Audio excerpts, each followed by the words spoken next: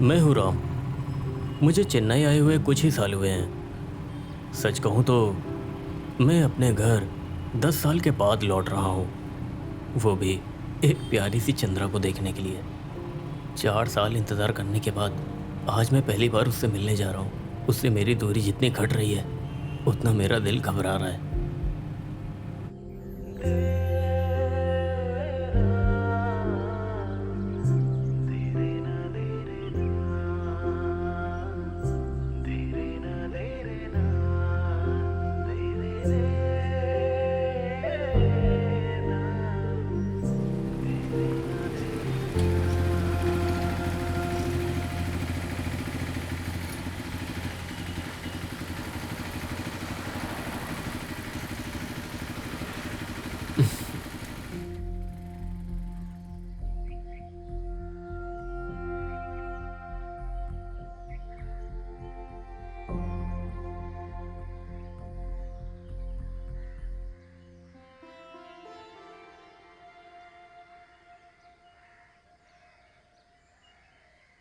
Hello, कहाँ हो तुम? मैंने देखा तुम्हें। अच्छा, कहाँ पर? मुझे लगा मैं तुम्हें मिस करूंगी। नहीं नहीं, मैं तुमको मिस नहीं कर रहा हूँ। कहाँ हो तुम? ओके, आ जाओ।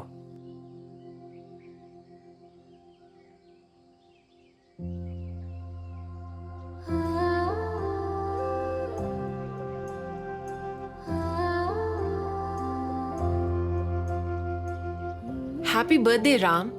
मुझे पता नहीं ये तुम्हें पसंद आएगा या नहीं, लेकिन ये तुम्हारे लिए खरीदी मैंने। जब हम पहली बार मिलेंगे तब ये ब्राउन शर्ट पहन के आना। कितने सालों के बाद आज तुम मेरे सामने आ रही हो।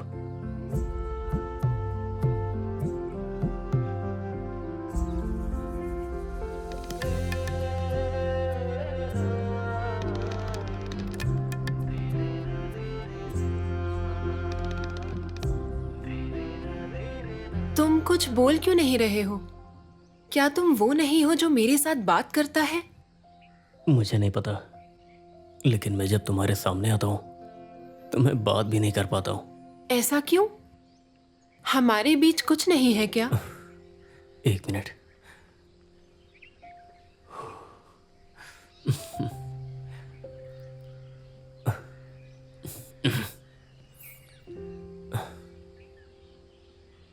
तुम बहुत पहले आई हो क्या? नहीं, मैं जस्ट अभी आई हूँ। तुम्हारा सफर कैसा था? काफ़ी अच्छा था। मैं फर्स्ट क्लास में आया हूँ ना, तो सोते हुए आया हूँ। लेकिन आज का दिन बहुत खास था ना, इसीलिए सो नहीं पाया था।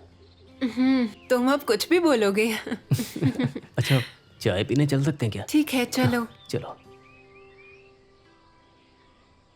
तुम जब तक ट्रेन से नहीं उतरे थे, मेरे अंदर एक बेचैनी हो रही थी। मुझे लगा मैं नहीं आ पाऊंगी पिछली बार की तरह। पिछली बार भी ऐसी ही सिचुएशन थी। हाँ। अच्छा, पर इस बार मुझे लगा कि मैं तुमको देख कर ही रहूंगा, क्योंकि मैंने बहुत सही प्लानिंग की थी।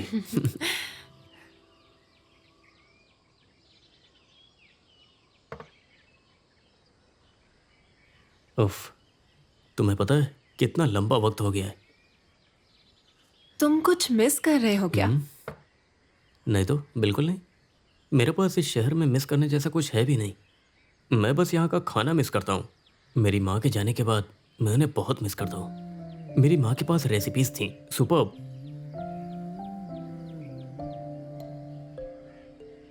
लो, खोलो इसे। ये खाओ। मुझे पता नहीं मम्मी ने कैसा बनाया है, पर फिर भी खा लो। तुम ये भूली नहीं है ना?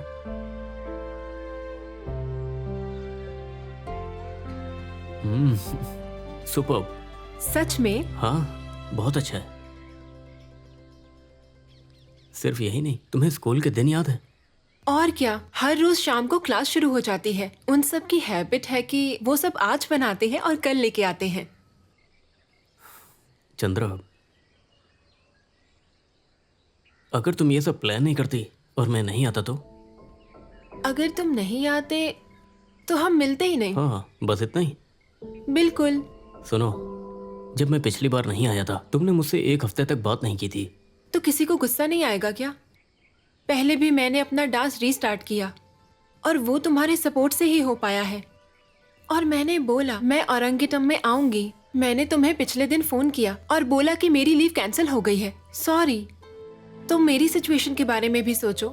मैं चाहती थी कि मैं तुम्हारे साथ रहूं। अगर तुम नहीं आते तो मैं अकेले सब कुछ कैसे संभालती?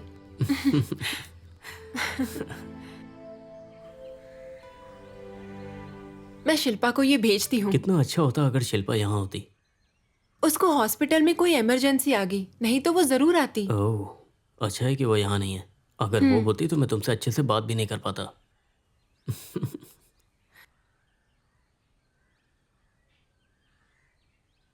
क्या तुमने हमारे बारे में कभी सोचा है? हम दोनों अलग अलग जगह से थे, अलग अलग ग्रुप में थे, अब दोनों यहाँ पर बैठे है ना? क्या तुम्हें नहीं लगता हमारी लाइफ में जो भी होता है उसके पीछे कोई ना कोई वजह होती है? नहीं तो मैं क्यों शिल्पा से मिलती? मैं आज शिल्पा को उसी की वजह से मिली और मैं तुमसे भी मिली। सब कुछ आपस में मिले हुए हैं। तुम्हें याद है जब हमने पहली बार बात किया था? क्या तुम्हें लगता है मैं लड़ूंगी? हाँ, तुम शायद मार भी सकती हो। लड़ाई करोगे? जो भी मैंने लिखा अगर उसमें कोई भी गलती मिलती तो तुम खुश होते हैं ना? मैंने अपनी बेवकूफ़ी के लिए तुम्हारा नंबर सेव किया था। तुम उस समय खाना बना रही थी। मुझे गुस्सा आता है वो फोटो देख।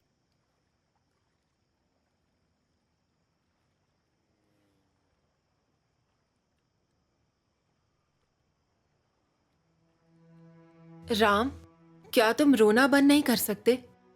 मैंने बस इतना कहा कि एक रिलीफ था इस जॉब की टेंशन में। मुझे और कुछ बोलने की ज़रूरत नहीं है। लेकिन आज सुबह मैं रोया था, या फिर मैं छू नहीं सकता।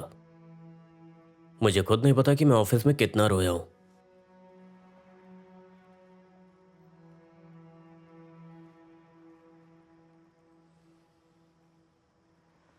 सच कहूं तो मेरी यादों में एक अरसा हो गया, लेकिन आज मेरा दिल खुश और शांत है। चंद्रा, तुम कुछ बोल क्यों नहीं रही हो? बस आने में बस थोड़ा ही टाइम बाकी है। तुम्हारा घर जाने का मन नहीं है क्या? तुम जब आई थी तुम्हारे अंदर जो एनर्जी थी वो कहाँ गई? अरे कुछ तो बोलो तुम। वो तो चला गया। आप फिर कब आएंगे? मुझे कुछ पता नहीं है, ऐसे ही किसी शाम में। लेकिन इस तरह से कभी वापस मत आना। जल्दी कुछ सेट करना, बोल रहा हूं मैं।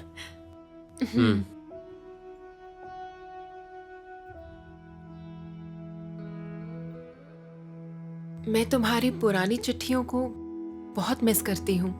अब पहले जैसे लिखने का मन नहीं करता है, क्योंकि काम का इतना प्रेशर रहता है कि मैं लिख ही नहीं पाता हूँ। मैं बहुत ही थक गया हूँ। जिंदगी एक ही ट्रैक पर चल रही है। मैंने तुम्हें बोला था ना, मुझे शांति मिले एक अरसा हो गया है। कल जब मैं अपने घर जाऊंगा और मुझे महसूस होगा कि वहां पर कोई नहीं है, तो मुझे लगेगा मैं यहां पर क्यों हूं। नहीं,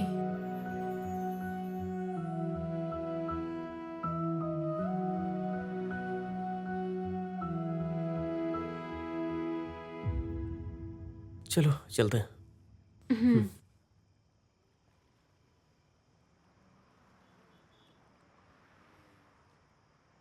मैं तुमसे कुछ पूछ सकता हूँ? पूछो। मैं तुम्हारे लिए क्या हूँ? तुम मेरे लिए क्या हो? मुझे नहीं लगता कि मैं एक शब्द में बयां कर पाऊंगी राम। जब मैं बूढ़ी हो जाऊंगी, मेरी पढ़ाई, फैमिली, कुछ नहीं चाहिए मुझे। ये मेरा हक है। लेकिन बाद में जिन लोगों को लगा कि वो मेरे साथ रहना चाहते हैं, सडनली मैं वहां गई। मैं बहुत अकेली महसूस कर रही थी। डिवोर्स के बाद मुझे पता ही नहीं था जिंदगी दोबारा कैसे शुरू करूं। मैं बस 24 साल की थी। सच कहूं तो मैं मरने से डरती हूं। अब मुझे लग रहा है मैं किस पर विश्वास करूं और किस पर नहीं। उसके बाद मैंने महसूस किया मैं पूरी अकेली हो चुकी हूँ। मैंने पुराना सब कुछ छोड़ दिया और फिर से रीस्टार्ट किया। उस दिन मेरी हालत बहुत खराब थी। फिर तुम आए, तुमने मुझे समझा, तुम मेरे जीवन में अचानक ही आ गए। अभी भी तुम पूछोगे तुम मेरे कौन लगते हो, इसका जवाब मुझे नहीं पता राम। राम, तुमने एक सवाल पूछा था, मैं भी एक सवाल तुमसे पूछूं? क्या तुम जवाब दे पाओगे?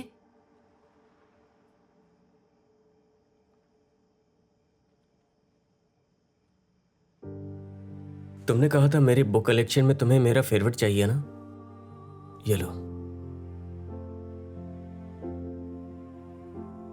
हे, खोलो मत इसे, तुम बाद में देखना, इसमें तुम्हारे सवाल का जवाब है।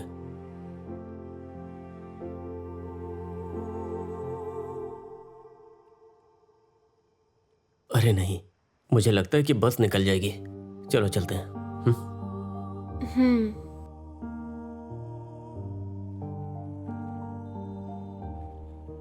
राम, मैं तुम्हें जाते हुए नहीं देख सकती, मैं पहले जाती हूँ। चंद्रा, क्या मैं तुम्हारी जिंदगी में आ सकता हूँ?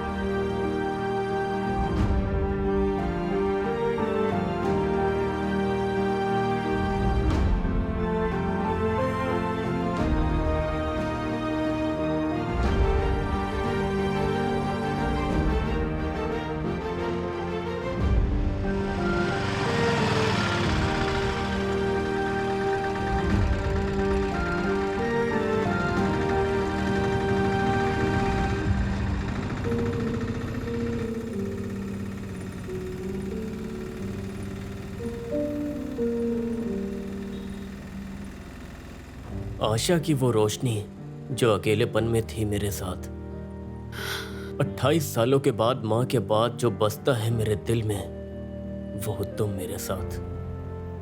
मैं जो हूँ, जो मुस्कुराता हूँ, वो तेरे लम्हों की पहचान है। बीती कई रातों की खामोशी में तेरा नाम ही मेरी जान है। तू ही मेरी जिंदगी और तू ही मेरी पहचान है।